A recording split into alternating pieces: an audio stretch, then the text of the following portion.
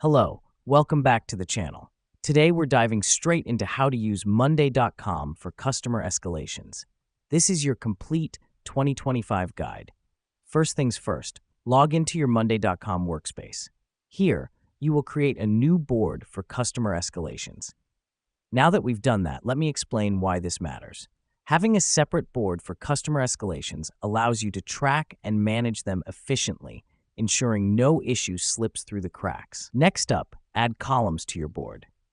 You need columns for customer name, issue, priority, and status. The reason we do this is to capture all necessary details about each escalation. This helps us because clarity and organization are key when dealing with customer escalations, and these columns provide just that. Now let's talk about the priority column.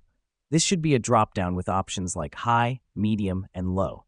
This helps us because it enables you to identify and handle the most urgent issues first, improving your customer service efficiency. Next, you're going to populate the board with any current customer escalations. But here's what's happening behind the scenes. Monday.com is automatically organizing and prioritizing your tasks, allowing you to start tackling these issues in a structured way. Finally, update the status of each escalation as you work through them. The reason we do this is to keep track of progress and ensure no customer is left waiting for a resolution. To wrap up, using Monday.com for customer escalations helps streamline and simplify the process, ensuring you deliver excellent customer service consistently.